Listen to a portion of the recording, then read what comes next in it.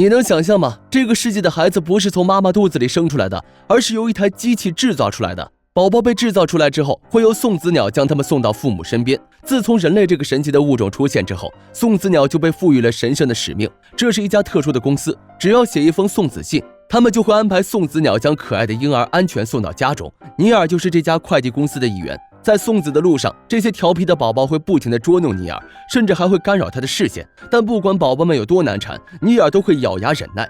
然而这一天，公司老板突然决定终止送子业务，将主力放在快递配送上。尼尔是该公司最优秀的快递员，即便业务换了，他也一共送出了100万个包裹。老板亨特为了嘉奖他，将他叫到了办公室，决定任命他为公司的新老板。不过想要顺利成为老板，就必须要完成最后一个任务，那就是将公司里唯一的人类小玉给赶出去。原来在10几年前，小玉也是被机器制造出来的一个婴儿，本来是要被送往人类世界的。可快递员贾斯帕在运输的过程中不小心摔坏了小玉的信号牌，收件人的地址被销毁，小玉变成了孤儿，只能留在快递公司里和鹳鸟们一起生活。这对于快递公司来说可是一件不光彩的事情。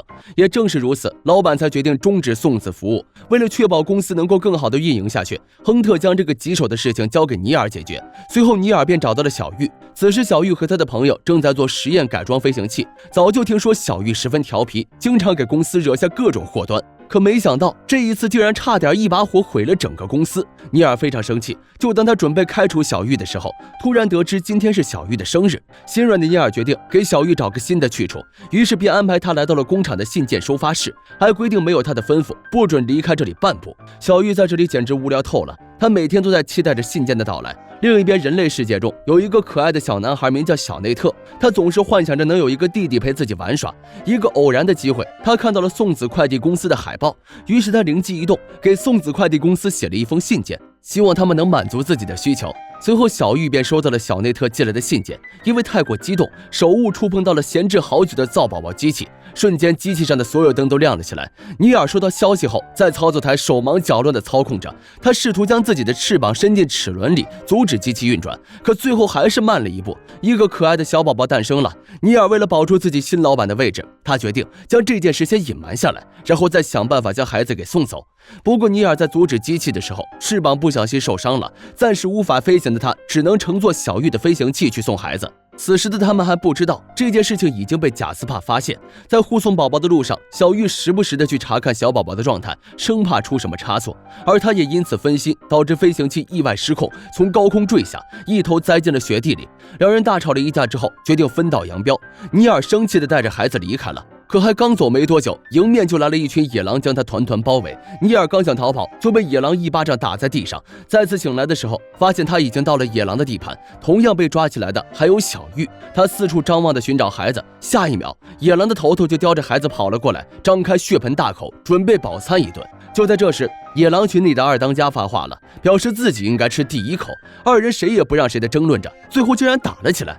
小宝宝则在一旁咯咯咯地笑着。两只野狼瞬间被这治愈的笑声给萌翻了，不断地舔舐着小宝宝的脸，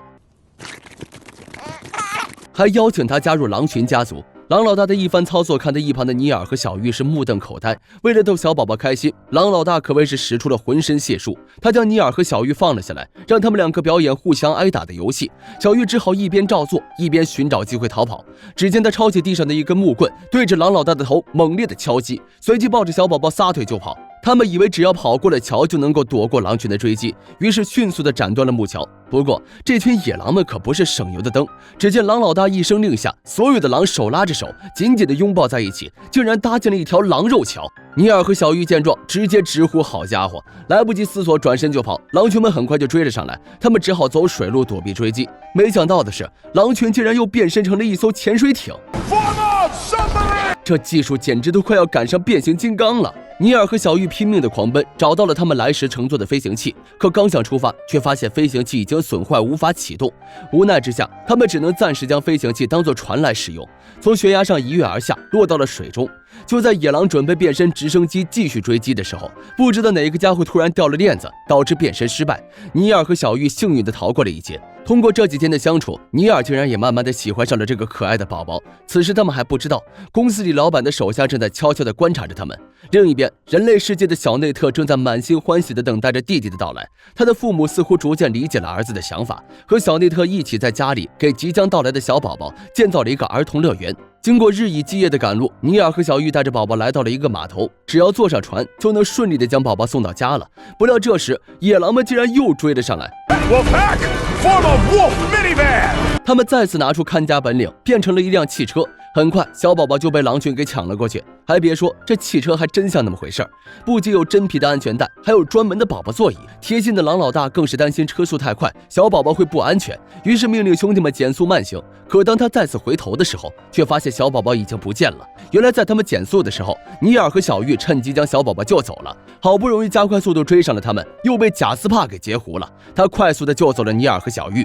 贾斯帕告诉二人，自己非常后悔当初不小心弄坏了信息牌，为了弥补错误，这些年来他不停地寻找信息牌，为的就是将小玉送到父母的身边。可现在的他一筹莫展，因为最后一块信息牌碎片一直没有找到。听到这里，小玉突然拿出脖子上的吊坠，而吊坠竟然就是最后一块碎片。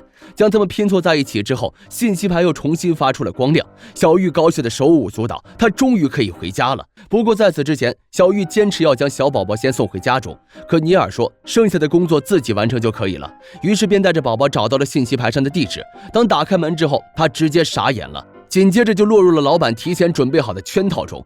原来老板已经知道他偷偷运送小宝宝的事，使用自己的电脑偷偷改了定位地址。紧接着尼尔就被绑在了椅子上，就连小宝宝也被老板的手下带走了。好在随后小玉赶来了，原来不放心尼尔和宝宝的他走到半路又折了回来，他赶忙救下尼尔，二人商量好要在年终大会上将宝宝给偷走。刚准备行动，宝宝就突然嚎啕大哭起来，他们只好一路逃到了制作小宝宝的工厂。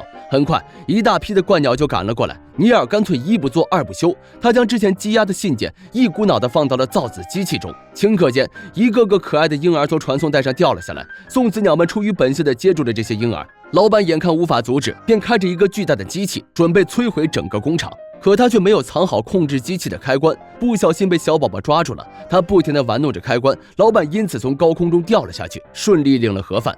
而尼尔也成功当上了新老板。他看着满屋子的婴儿，决定重新启动公司之前的送子业务。因为自从他们转行之后，很多家庭寄出的信件都未得到回应，现在也是时候将小宝宝送到他们的家里了。于是鹳鸟快递员们各司其职，重新回到了工作岗位上，将一个个可爱的婴儿送到了信息牌相应的地址。世界上多了一个又一个幸福美满的家庭。尼尔和小玉负责配送那个还没到家的宝宝，小内特终于如愿以偿地见到了弟弟。尼尔看着眼前温馨的一幕，心中顿时变得五味杂陈。经历了这么多之后，他还真有点舍不得离开这个小家伙了。小玉在顺利完成任务之后，也回到了自己的家。他看到了爸爸妈妈，激动地和他们拥抱在一起。我是黑白，咱们下期见。